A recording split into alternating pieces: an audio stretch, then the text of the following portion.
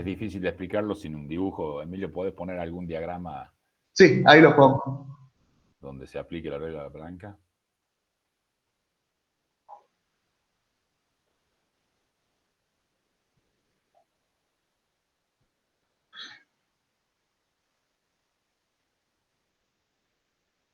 ¿Me avisan cuando se vea ese B?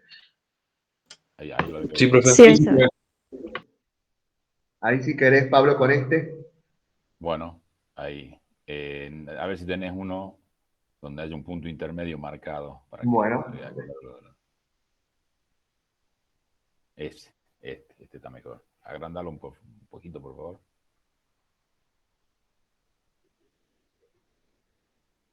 Bueno, fíjate, este diagrama lo que muestra es el equilibrio entre líquido y vapor para un diagrama de presión en función de concentraciones, ¿sí?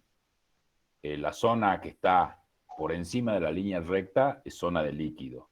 A mayores presiones, el vapor se condensa, pasa a fase líquida. La zona que está por debajo de la línea curva es la zona de vapor. Entonces, la zona en medio de la línea curva y la línea recta, todo ese lóbulo que quedó marcado ahí, esa es la zona de equilibrio entre líquido y vapor. Es decir,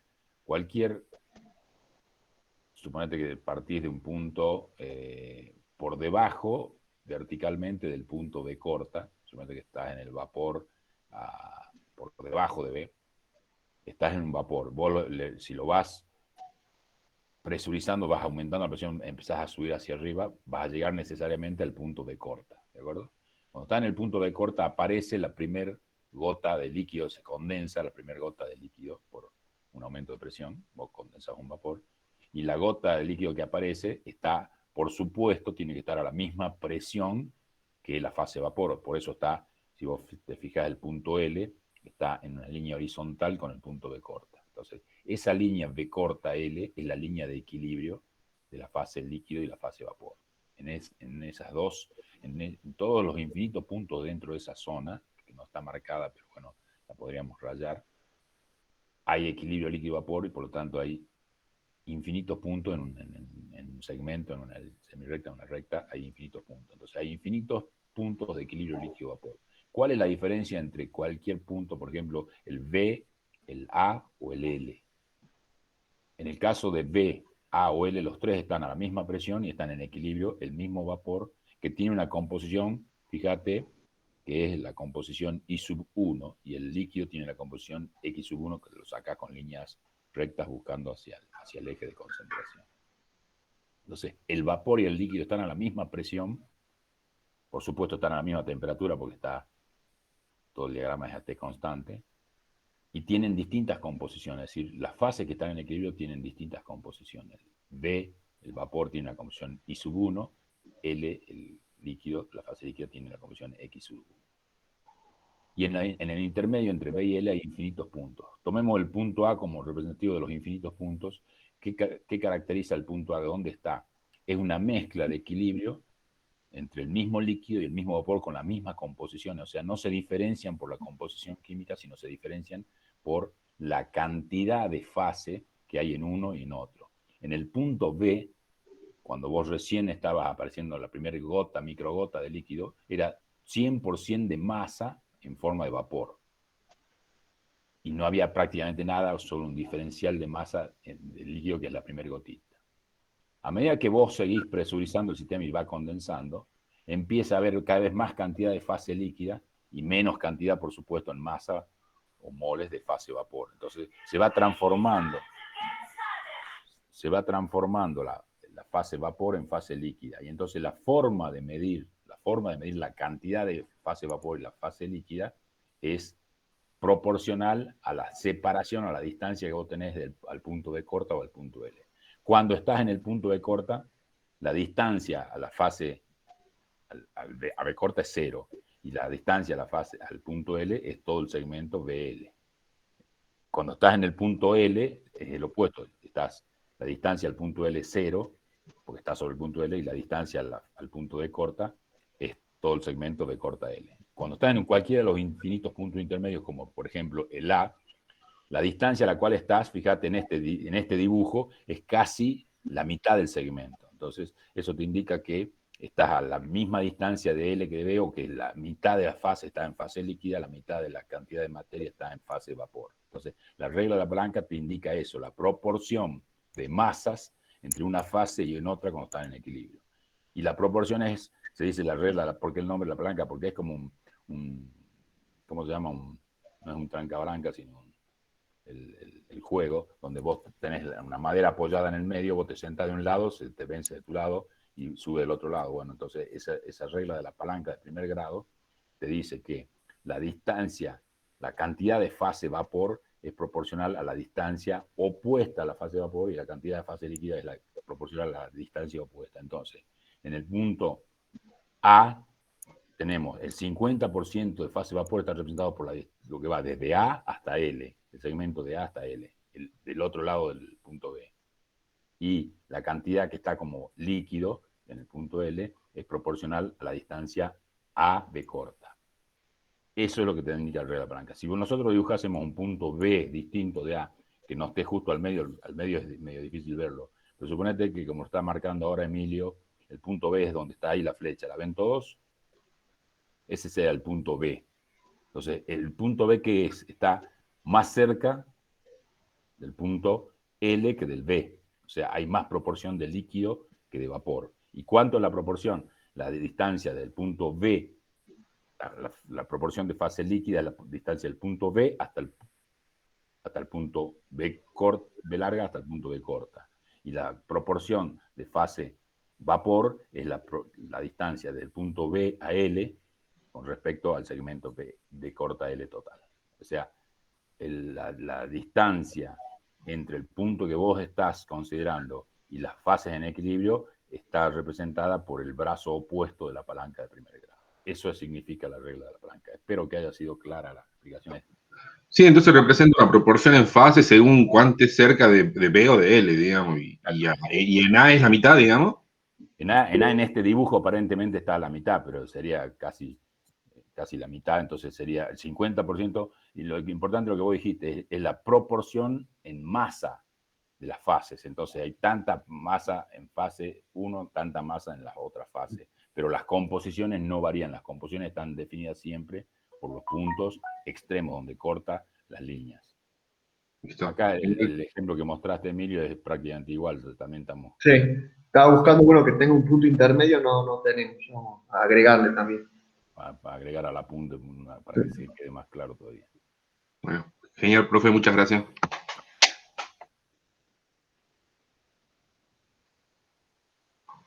Bueno, sí, José, lo que pasa es que cuando estoy presentando no puedo estar viendo acá la ventana del Meet, porque si no se pone lo que dejo de mostrar a los chicos lo que estamos mostrando. ¿Hay alguna otra pregunta? Ahí acepté a los que estaban esperando. ¿Hay alguna otra pregunta, chicos?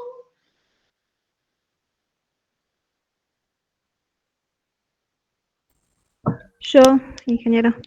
Sí, Micaela. Quería saber si me puede explicar el efecto de la ósmosis. Qué pregunta general. ¿Qué exactamente el efecto de la ósmosis?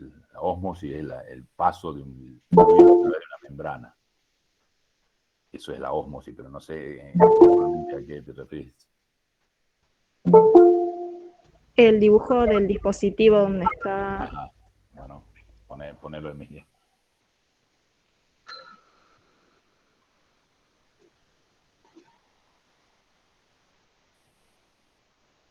No. Ponerlo donde tenés este me gustó más. Fíjense, si esto es poco pregunta para todos. Esto es un recipiente donde hay una membrana. La membrana es una membrana, se llama semipermeable. ¿Por qué? Porque la membrana es como un filtro, no deja pasar las sustancias disueltas en el agua, las impurezas que están disueltas en el agua. Si es agua salada o agua con azúcar, no deja pasar la sal o no deja pasar el azúcar. Solamente la puede atravesar a la membrana agua pura, las moléculas de agua. ¿Sí? Piensen ustedes, si de los dos lados, acá claramente hay un lado hay agua de la membrana y del otro lado hay solución. Pero piensen por un momento que de los dos lados hay agua. ¿Sí? Si de los dos lados hubiese agua, el agua puede pasar de un lado al otro sin ninguna restricción porque es agua. Pregunta, ¿cómo sería la altura del líquido que está sobre cada uno de los tubos que están ¿Y centrados en cada la recipiente? misma? La misma sería que no. Tiene que ser la misma, ¿no es cierto? Por principio de vasos comunicantes, al estar en contacto, por más que haya una membrana, la membrana no existe para el agua, es como si no hubiera nada. Entonces va a estar al mismo nivel, ¿de acuerdo? Porque cuando de un lado tenemos agua y del otro lado tenemos solución, como el dibujo lo muestra, la altura del lado de la solución es mayor que la altura del lado del agua. ¿Por qué pasa eso?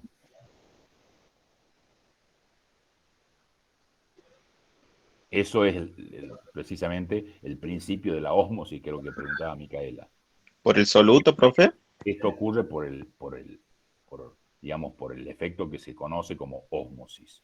Y la ósmosis lo que hace es busca, como siempre, como cualquier proceso espontáneo que ya hemos visto en la naturaleza, que ocurre en distintos procesos espontáneos. Acuérdense, si yo pongo un ladrillo caliente pegado con un ladrillo frío, espontáneamente, es decir, sin que yo haga nada, no lo puedo evitar, la naturaleza en la cual estamos inmersos hace que el ladrillo caliente le transfiera energía en forma de calor al ladrillo frío hasta que se igualan las dos temperaturas. Bueno, se busca, los equilibrios se caracterizan por tener las variables de estado en el mismo valor, buscan valores similares de variables de estado. Bueno, así como es fácil ver en el dos ladrillos que buscan la misma temperatura y hasta que no estén a la misma temperatura para seguir pasando calor espontáneamente sin que yo lo pueda evitar desde el ladrillo caliente hasta el ladrillo frío, acá lo que busca es igualar el proceso de ósmosis, busca igualar el potencial químico. El potencial químico es una variable que es la energía libre por unidad de moles, la energía libre molar. La energía libre ustedes ya la conocen, bueno, en el concepto de equilibrio pasa que, bueno, que acá se mezcla un poco soluciones con equilibrio lo vamos a ver en la clase que viene, pero en el equilibrio, la variable que es la que define el equilibrio químico. Acá no hay un equilibrio, no estamos buscando el equilibrio térmico ni mecánico, sino un equilibrio químico. Hay agua, del lado del agua pura, es todo agua y es agua en esa condición. Tiene un potencial químico definido, que está representado ahí en el apunte, no se llega a ver toda la ecuación, pero es mu sub 0, es el potencial químico del agua pura.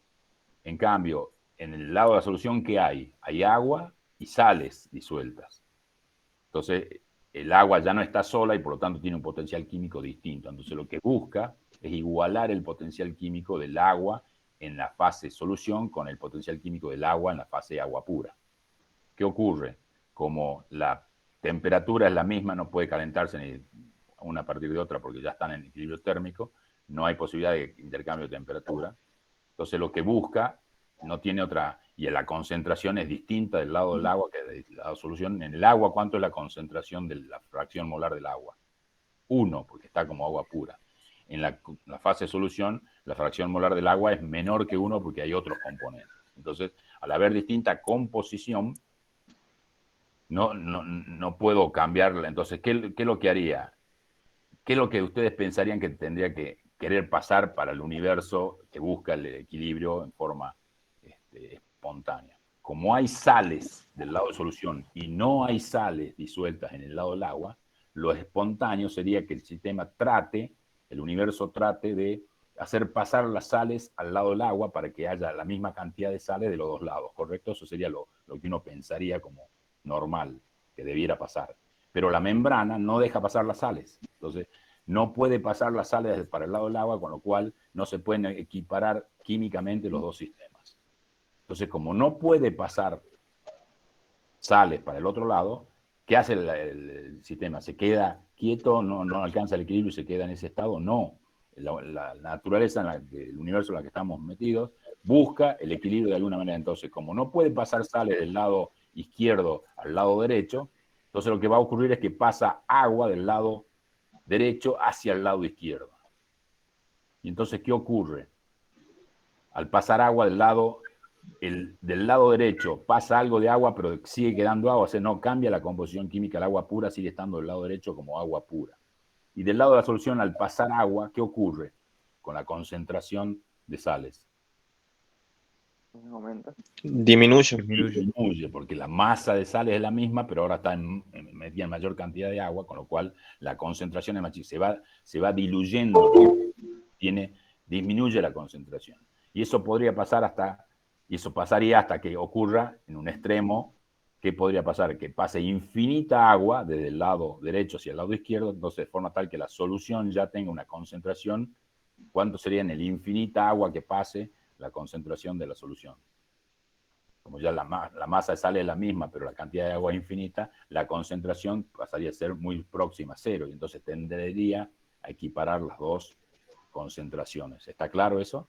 Entonces ahí quedaría en equilibrio. Sin embargo, antes de que pase eso, por efecto de que el agua pasa del lado derecho al lado izquierdo de la membrana, está pasando y está aumentando el volumen del lado izquierdo. Y eso es lo que hace que suba entonces el nivel del líquido de solución un poco más arriba del nivel del líquido de agua. ¿Está claro? Y entonces, al haber ahí una diferencia de alturas, ¿qué ocurre inmediatamente? Hay una diferencia de presión. ¿Por qué? Porque la columna de agua tiene una presión que es mayor del lado izquierdo ahora que del lado derecho, porque hay una mayor altura. Y al haber mayor presión, entonces el potencial químico, que depende de todas las variables, no solo temperatura, presión y composición, aumenta la presión del lado izquierdo, entonces aumenta el potencial químico del agua en la solución, y entonces hasta que se equipara con el potencial químico del agua puro. Y entonces en ese momento se igualan los dos potenciales químicos por efecto de la presión de la columna, y la diferencia de alturas entre los dos conductos, esa altura que se llama pi, esa altura es la presión osmótica de la solución. Entonces, ese es el efecto de la presión. Y ese proceso ocurre en muchos procesos industriales, se utiliza muchísimo las membranas permeables para permitir el pasaje de agua de un lado al otro, para purificar agua, para concentrar soluciones por muchas razones, pero también ocurre en el cuerpo humano permanentemente. Toda la transferencia que ocurre a nivel humano de la sangre hacia los tejidos ocurre por la presión osmótica. Si no ocurriese la presión osmótica, todos los nutritivos que nosotros a través que comemos y que después a través de la sangre se van depositando en las distintas partes del cuerpo y van alimentando el cuerpo, no podrían ocurrir si no existiese este proceso de la presión osmótica. ¿Sí?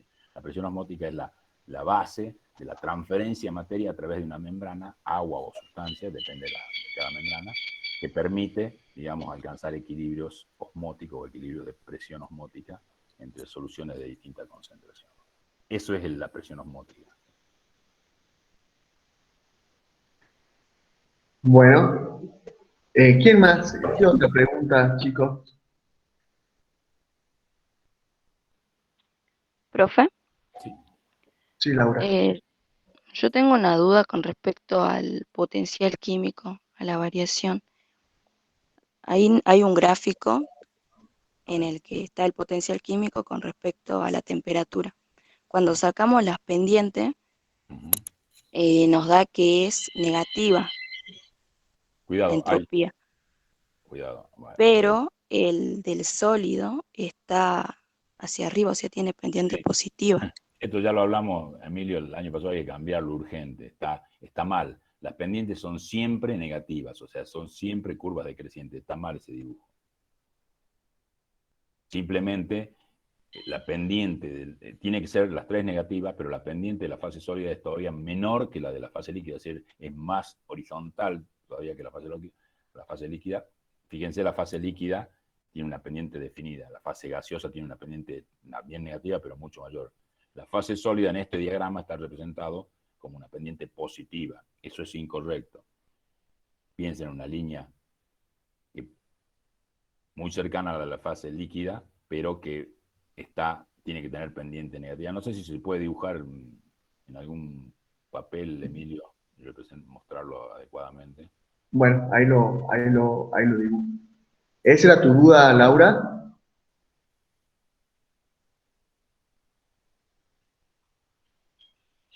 Laura.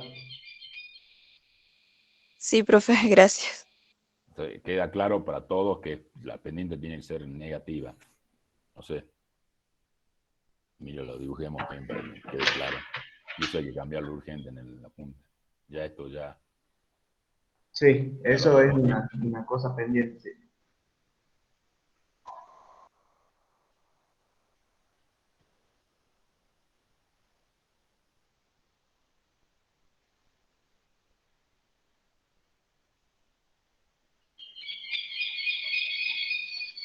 ¿Alguna otra duda mientras yo hago el dibujo? Así no... Profesor, ¿podría explicar un poco qué es la fugacidad de un gas? La fugacidad. La fugacidad es la presión corregida para un gas real. Es decir, así como la presión la usábamos para gases ideales como la propiedad que demuestra de alguna manera la sumatoria de las fuerzas internas, ¿se acuerdan? Van der Waals. Bueno, la presión es esa fuerza interna dividida la superficie que contiene el fluido. En un sistema ideal, esa fuerza es la presión. En un sistema real, la fugacidad es una medida corregida de la presión ideal y se la calcula como el coeficiente de fugacidad es la presión sobre una presión de referencia, es decir, un factor adimensional. Y lo que está indicando así como para sus sistemas líquidos se corrige la concentración por un coeficiente para que dé la concentración real o actividad, para un gas la presión real es la fugacidad, que es la presión ideal o la presión normal que manejamos siempre, dividida a una presión de referencia que generalmente se toma como sistema líquido, temperatura ambiente 25 grados centígrados. Entonces, eso es la fugacidad, es la presión corregida. Pero básicamente mide la misma propiedad que la presión, es decir, la fuerza interna de la solución del sistema en un ambiente definido.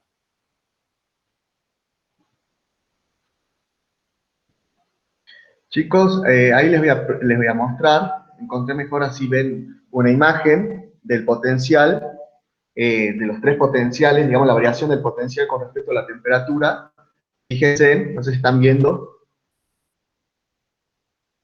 ¿se ve ahí o no? Sí, profe.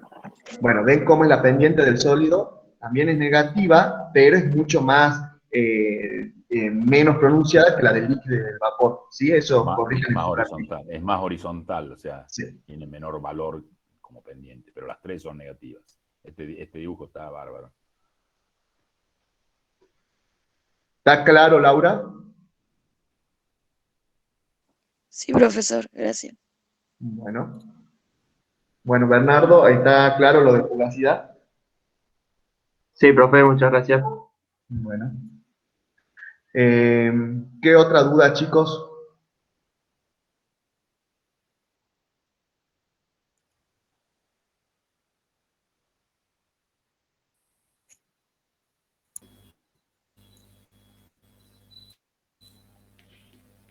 Profe, ¿Sí?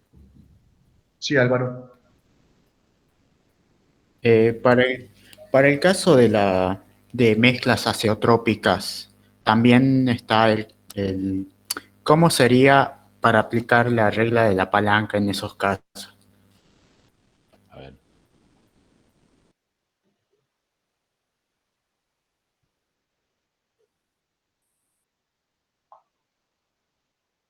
Bien. Ahí tenés un ejemplo de azeótropo inferior y azeótropo superior. ¿Sí? Puede darse cualquiera, depende de los sistemas. Tomemos el de la derecha para explicarlo. Es un azeótropo superior. ¿Qué significa? Que hay una composición intermedia X, está marcada ahí, donde la composición en cualquiera de los otros infinitos puntos intermedios, sea a la derecha o sea a la izquierda de X, si entramos, vamos a caer en medio del lóbulo y lo que veíamos hace un ratito, la composición de la fase líquida y vapor se van cambiando y las dos por una línea horizontal se las representan los lóbulos, los respectivos lóbulos. Si ustedes se fijan de los infinitos puntos que hay en ese diagrama, en la variable X, de todos los infinitos puntos siempre hay un equilibrio líquido-vapor donde la composición del líquido es distinta de la composición del vapor, salvo en tres puntos, que son, no sé si me los puedes marcar, Emilio, en el eje donde X es igual a 0, es decir, el punto, no, en el otro estoy exacto ahí. Ese punto, ahí, ¿qué hay? Cuando X vale 0, el X de A, supongamos el componente A, ¿qué significa X A igual a 0?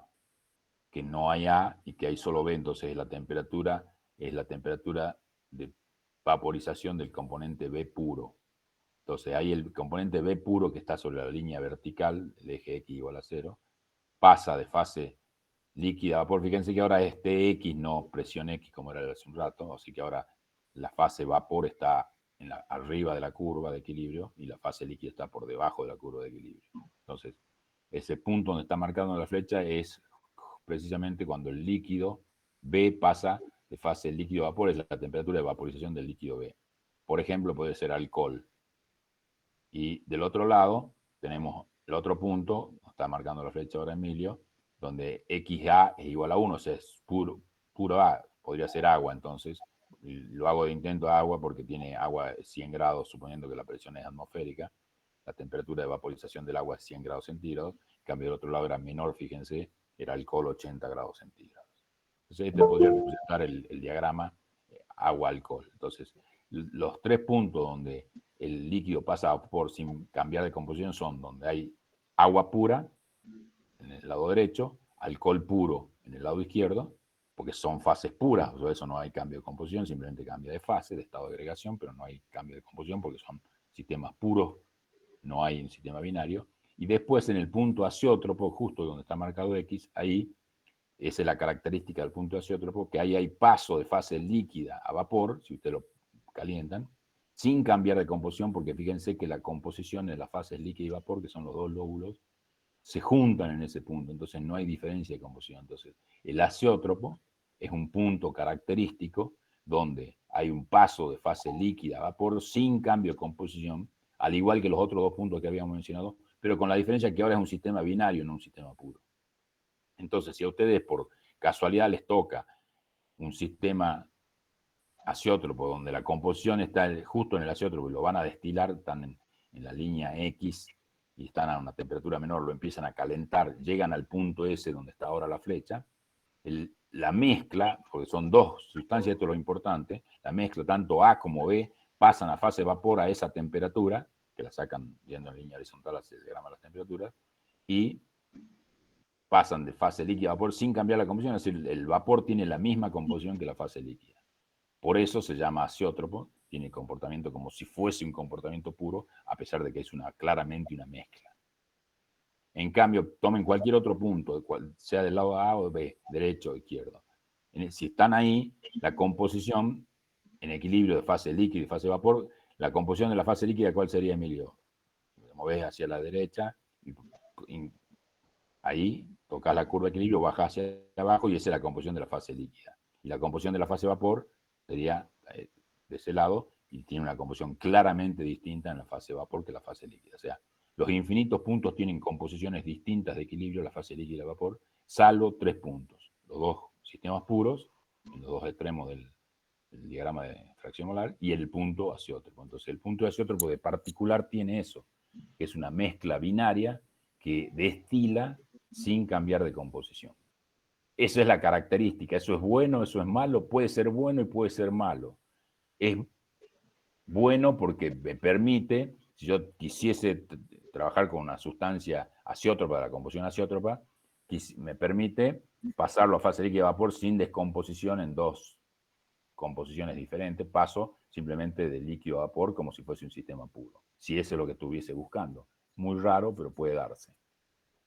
¿Es un problema? Sí, es un problema, porque si yo estoy destilando y quiero separar un componente A de un componente B, y supongan que arranco de una composición X menor que la X que está mostrada en el diagrama, entonces estamos de este lado izquierdo. Si yo arranco de este punto y empiezo a calentar para separar por destilación A de B, fíjense que es una mezcla de A y B siempre, sube un poquito más, Emilio, al medio del lóbulo.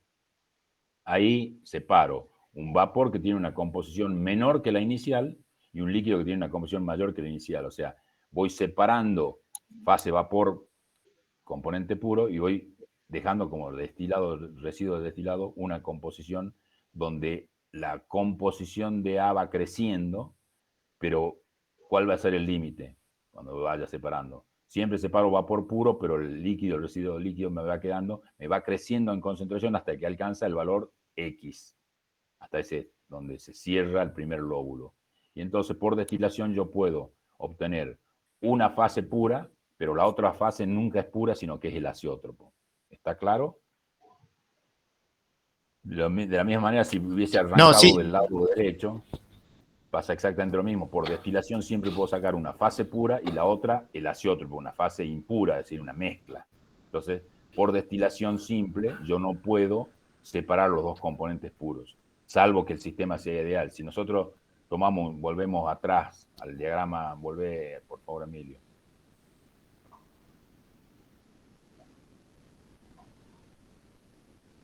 A este sistema, este es un sistema ideal, entonces yo lo puedo separar el componente puro de un lado y el otro componente puro del otro lado, porque no existe azeótropo. Voy separando en destilación fraccionada y voy mejorando la calidad de cada una de las fases de destilado y vaporización, y al final obtengo en un lado el vapor puro y en otro lado el otro componente puro. Por destilación simple, en un sistema ideal, yo puedo separar los dos componentes puros.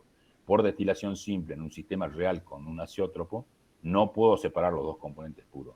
Puedo separar siempre un componente puro y el otro lado me va a quedar el azeótropo.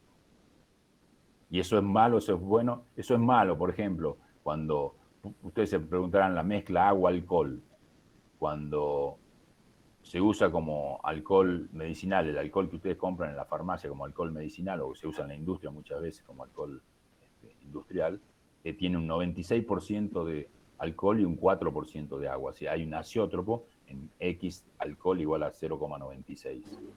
Quiere decir que yo por destilación puedo separar por un lado agua pura, pero por otro lado alcohol puro no puedo separarlo. Voy a separar siempre el azeótropo, 96% de alcohol con 4% residual de agua. ¿Dónde está el problema? Que en muchas reacciones químicas, en muchas industrias se necesita alcohol absoluto, alcohol 100%, no 96 grados.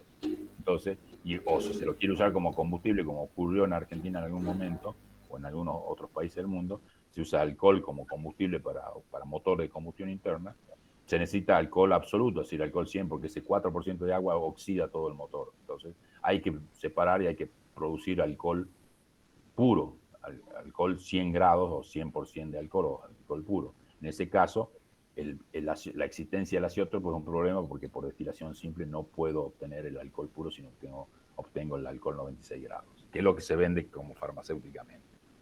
Entonces, ¿qué se hace si uno quiere resolver es un problema en ese caso el azeótropo, la existencia del azeótropo, porque no me deja separar los dos componentes puros? Entonces, ¿qué hago para saltar el azeótropo? Hay dos formas o dos métodos que están en el apunte. Si alguien quiere que lo explique, lo explico. Si no hay duda, dígame. Explíquelo, profe. No, claro, profe. Eso se entiende. El tema era que entonces el punto azeótropo sería una característica, una concentración. El punto azeótropo es un sistema que se da a una determinada concentración. El azeótropo es si vos volvés al diagrama del azeótropo,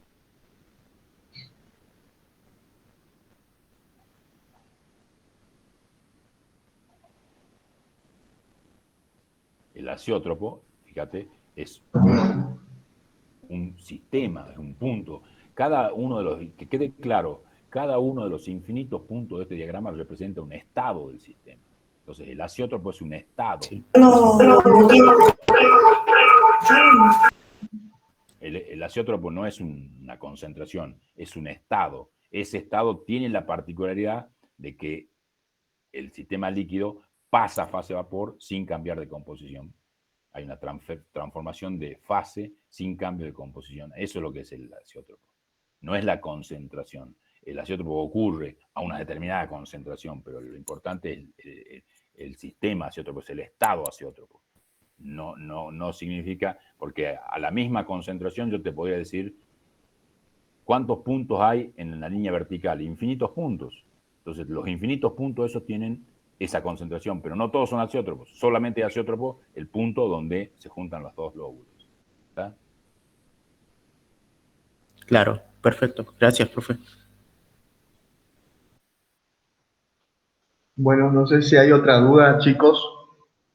Profe, yo le hago una consulta de nuevo sobre fugacidad. Usted había dicho que era la medida del potencial en que nosotros vemos la presión ajustada, ¿se lo podría relacionar también acerca de la energía libre de Gibbs? No, no, no. La fugacidad es la presión ajustada o la presión corregida.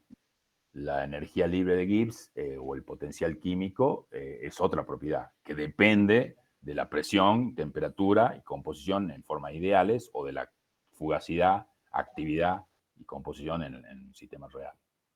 Pero la fugacidad no es una medida del potencial químico. Con la fugacidad, si vos querés calcular el potencial químico de un gas, esto va a estar en función de la fugacidad y es la ecuación mu0 más RT, el logaritmo de la fugacidad.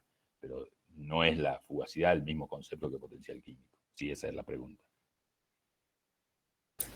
Gracias, profe. ¿Alguna otra duda, chicos? Profe, disculpe, las fases más estables son las que tienen menor potencial químico. Siempre. El universo en el que estamos metidos adentro tiene una característica que busca estar en equilibrio y siempre la búsqueda tiende hacia potenciales lo más bajo posible.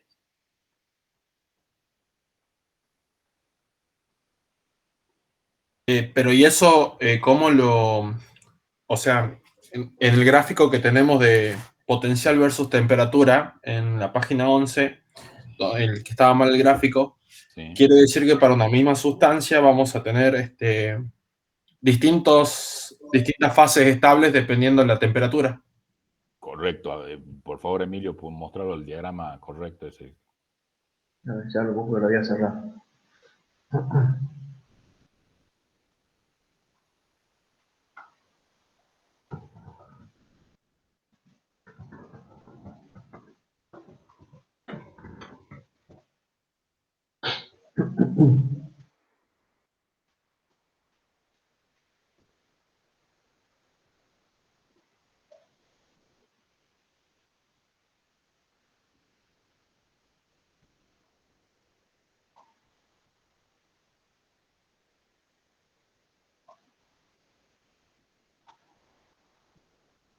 Perfecto.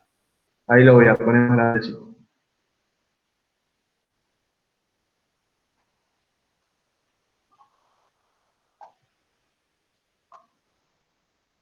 Ahí.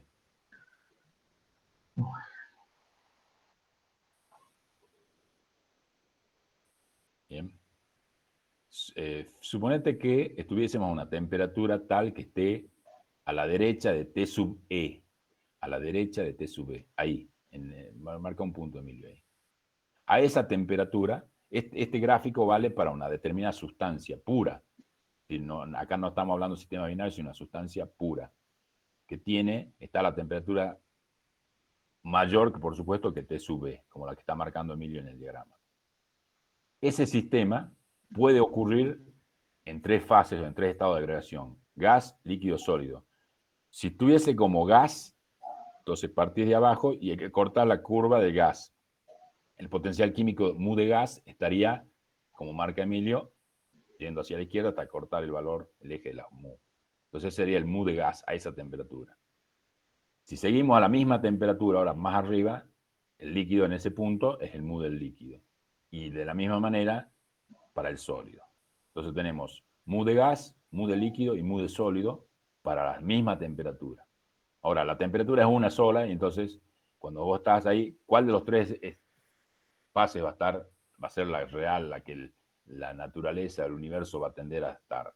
Si vos estás a esa temperatura, si estuviese mu de sólido es mayor que mu de líquido y mucho mayor que mu de gas, o sea, mu de gas es el menor valor. Entonces, a esa temperatura, el universo espontáneamente va a hacer que esa sustancia, no sé cuál es para cualquiera, va a estar en estado gaseoso, porque su potencial químico es menor, su energía libre es menor, porque busca el equilibrio con el mínimo valor de energía libre posible, el mínimo valor de potencial químico. Entonces, vos siempre tenés la posibilidad de estar como gas, como líquido, como sólido. Va a depender de los potenciales químicos relativos entre esos 3 valores. Acá, en el caso que yo di, claramente va a estar como gas. Si la temperatura fuese justo la temperatura donde se cruzan la curva del gas y del líquido, la primera flecha roja arriba, ahí, entonces, ahí el potencial químico del gas y el potencial químico del líquido coinciden, tienen el mismo valor. Entonces, en ese punto, le da lo mismo estar como gas o líquido porque está con el mismo valor de potencial químico. Entonces, ese punto es el punto de equilibrio. Y ese es el equilibrio, el lóbulo que nosotros analizamos hace un rato, está como en los dos extremos de los ejes, o sea, en x igual a 0 y en x igual a 1, el sistema puro, es la línea donde nacían los dos lóbulos. Le da lo mismo estar como vapor o como líquido, como gas o como líquido, porque tiene el mismo potencial químico. Entonces, en ese punto, coexiste como líquido y como vapor, y entonces es el equilibrio líquido-vapor. Para el sistema puro sería la vaporización o la condensación del gas o la vaporización del líquido en la misma situación. Y ocurre que los dos están entonces en equilibrio. Porque acá está mal la temperatura esta, debería coincidir justo sí, con la temperatura de ebullición. Y acá la de fusión, ¿no? ¿Se dan cuenta de eso, chicos? Que acá justo en este punto, donde hay el equilibrio de fase entre líquido y gas, debería estar justo la temperatura de ebullición, ¿sí? Y acá cuando tenemos el equilibrio entre la fase sólida y la fase líquida, debería estar la temperatura de fusión, ¿sí? Están desplazadas las dos. Sí. ¿Está claro eso, chicos? Lo que explicó Pablo. Sí, profe, está claro. Bueno. Dice, buen día a todos. Página 7, tengo dudas en la línea que dice si la fuerza intermolecular del soluto, de la influencia de las fuerzas intermoleculares del soluto en la presión de vapor del solvente. A ver, veamos la página 7, creo que es la ley de Raoult. No, esta. O será esta. ¿Quién hizo la pregunta? Ahí te digo.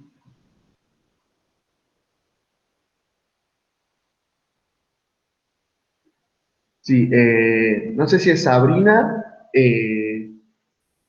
¿Cómo sería la pregunta? ¿Cuál de los dos gráficos es?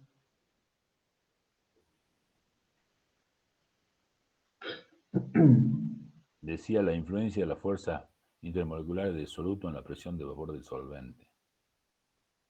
Volvé al gráfico. No sé Desviaciones respecto a casi ideal, si es el otro. Es este, ¿no es cierto? Correcto. Lo importante acá, que todos entiendan claramente, es esto. La diferencia entre soluto y solvente es absolutamente arbitraria. O sea, soluto es el que está por definición en menor proporción. Entonces, pero justo donde X es igual a 0,5, particularmente en un diagrama donde lo ponemos en función de fracciones molares, X igual a 0,5 quiere decir que los dos están en la misma composición. Entonces, no hay ni soluto ni solvente. O sea, la zona del medio es muy relativo a hablar de soluto o solvente. En las zonas de los extremos contra los ejes, es claramente cuál es soluto y cuál es solvente. El que está en mayor proporción siempre es el solvente. Entonces, pero hablar de soluto y solvente, entonces si pasa para el soluto, pasa para el solvente porque es mirarlo del otro lado nada más. Entonces, fíjense que la desviación del comportamiento ideal, las líneas punteadas son comportamientos ideales y las líneas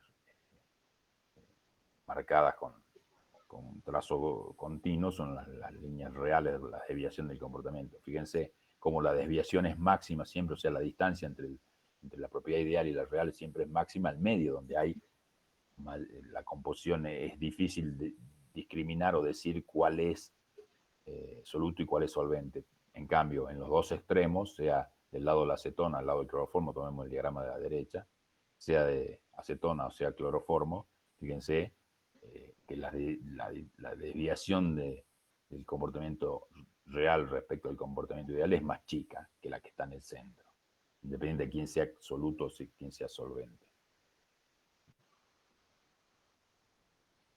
Y por supuesto, la influencia del soluto y del solvente en los dos sistemas tienen influencia, es decir, porque la suma de soluto más solvente da al sistema total solución, con lo cual para el solvente, cualquiera sea del lado que estemos, la influencia del soluto tiene una influencia en el valor de presión, como está representado acá, o en el valor de la propiedad que representemos, cualquiera temperatura, composición. Porque los dos sistemas están interactuando entre sí y las propiedades de uno afectan al otro claramente. No sé si era esa la pregunta, No, ¿Está respondida la pregunta o alguna duda no puntual la de tengo ese muy gráfico? clara la pregunta, por eso no sé si la respondí. Gracias. Bueno, no sé si hay alguna otra duda, chicos.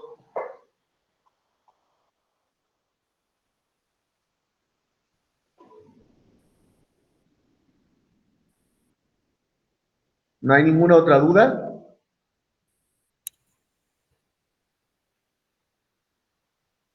Pueden poner no, sí, si no hay duda, terminamos la clase, si quieren. Profe, una pregunta sobre el cronograma. Figura que hay una evaluación por tema el próximo lunes este que viene. Sí. ¿Se la evalúa, se la toma o no? Sí, ¿En de qué? la evaluación por tema del tema 1 y 2, como en termo 1 le hicimos virtuales, van a ser virtuales también por la plataforma Multiple Choice, con diferentes temas para cada chico, así que a las 10 estará disponible la evaluación, hasta las 10 y 20 o 10 y media, dependiendo qué tan larga la haga. Todavía no la hice, así que... Es solo de ciclos térmicos y ciclos de compresión, ¿que no? Exacto, sí. Listo, ¿Sí? está De bien. ciclos térmicos puede haber práctica, y de ciclo de compresión solamente teoría, porque no vimos todavía la práctica, la van a ver después de la evaluación por tema, ¿sí? Perfecto, muchas gracias, profe. No, de nada, Simón. Chicos, otra antes de terminar la clase, por favor, las consultas las hacen en los foros, ¿sí? Ya soy repetitivo con esto, pero desde la facultad nos piden que quede documentado eso. Así que capaz que es más cómodo ustedes hacerlas por chat o por mail, pero por favor, porque no hay ninguna consulta en la parte práctica, realicen ahí las consultas y de paso también les sirve a sus compañeros si tienen la misma duda o una duda similar, ¿sí? Es muy fructífero, muy interesante que la coloquen ahí, ¿sí? Hay una ¿Qué? pregunta. ¿Alguna otra duda, chicos? Ahí Gonzalo Tolaba está poniendo alguna pregunta.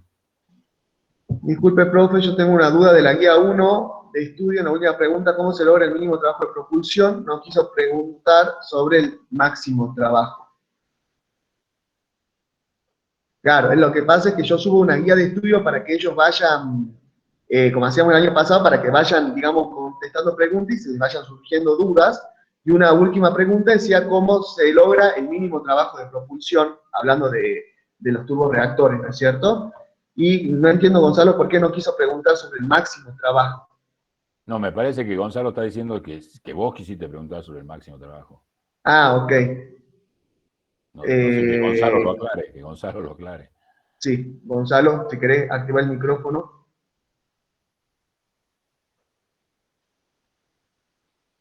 Sobre el máximo trabajo.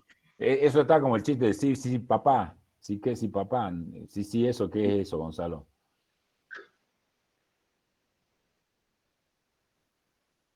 Es lo que yo dije, o sea, ¿por qué no preguntar O lo que... sobre el máximo trabajo?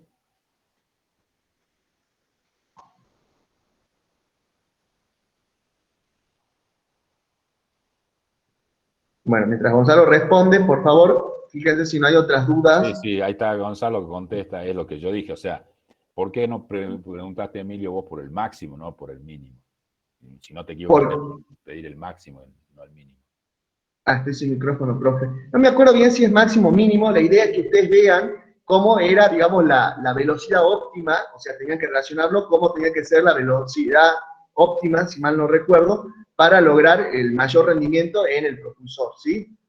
Era esa la idea de que ustedes llegan después de un análisis que hacen, de una demostración, ahí en la misma teoría de todo un análisis, cómo tiene que ser la velocidad de propulsión, ¿sí? Era eso, más que nada. Que tiene que ser igual a un medio para que sea el máximo. La relación, claro, la relación de velocidades como tenía que ser, y te quedaba que tenía que ser igual a un medio. ¿Está claro eso o no? Profe, O sea, sí. con respecto a ese punto, le podría hacer una pregunta práctica porque a mí, para encontrar la presión 4 a la salida de la turbina, de la primera turbina, Sí. tengo un problema porque me da una presión mayor que la presión de entrada. Y para resolverlo yo hice básicamente, seguí por las relaciones adiabáticas de presión por volumen elevado a la K Sí. igual a antes. Sí. Encontré el punto, bueno, el 0 me lo dan, el 1, el 2, llegué al 3 por el calor que usted nos dijo que tiene, que le suministramos, y después fui por la relación de trabajo, que nos dijo que era igual. Y me sigue dando, no sé si está más o menos bien el procedimiento, pues lo realicé y me... Bueno, ya lo vamos a ver, lo veamos bien. Yo creo que el año pasado, inclusive, que vos la cursaste, lo subí resuelto ese ejercicio, y ahí está bien el procedimiento. Pero lo volvamos a ver, lo hagamos en privado, o sea, o lo ponelo en el foro y lo vemos bien, ¿sí? Pero debe ser algún error de cálculo que estás omitiendo, pero no puede ser la presión mayor, ¿sí? Así que bueno, ya lo vemos enseguida y si es necesario le subo el ejercicio resuelto que lo teníamos hecho en Excel el año pasado, ¿sí? Que es similar a lo del año pasado. Bueno, ¿alguna duda teórica, chicos? Dice José Damián Velázquez, disculpe profesor, las desviaciones solo ocurren en diagramas presión-composición. No, ocurren en cualquier diagrama que vos dibujes, las desviaciones son desviaciones del comportamiento ideal y ocurren a distintos diagramas. Al que vos representes va a tener un comportamiento ideal por un lado, comportamiento real por otro. En el apunte hemos hecho énfasis en el de presión-composición y en el de temperatura-composición porque son los más comúnmente utilizados, pero no, cualquier diagrama, si vos representases, ustedes ya han visto, bueno, por ejemplo, factor de Carnot o cualquier asociación de variables, siempre hay desviaciones del comportamiento ideal. ¿Alguna otra duda, chicos? Sí, profe, disculpe, me olvidé de preguntarle, ¿la interpretación de los gráficos de potencial químico y temperatura tiene alguna interpretación en el área bajo la curva, así como en presión, volúmenes del trabajo? No, para eso, calcula si el área de la curva, bajo la curva tendría que ser la integral de mu diferencial de t, ¿sí? Por asociación de ideal, el trabajo del integral de p diferencial de b, bueno, ¿qué función te representa la integral de mu diferencial de t? Nada. Entonces, el área en ese diagrama no representa absolutamente nada. Bueno, gracias.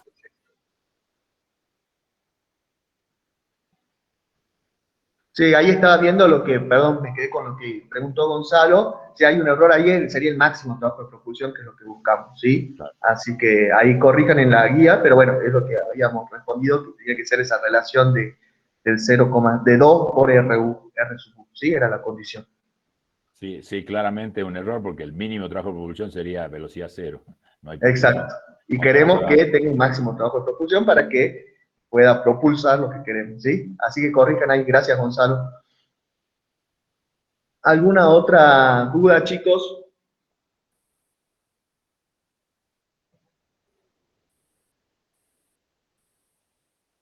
Bueno, el próximo viernes vamos a tener la última clase teórica antes del parcial, que va a ser de equilibrio químico, ¿sí?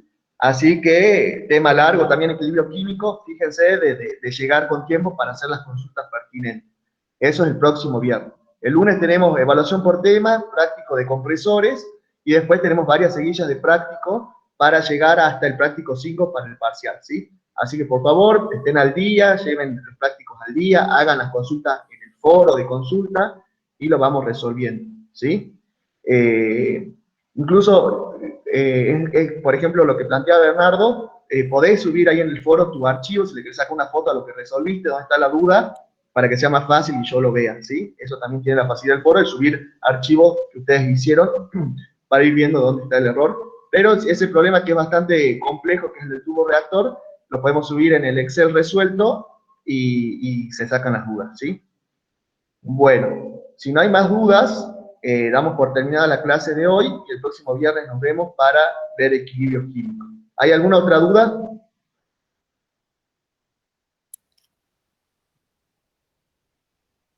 Bueno, Pablo, nos vemos entonces el viernes.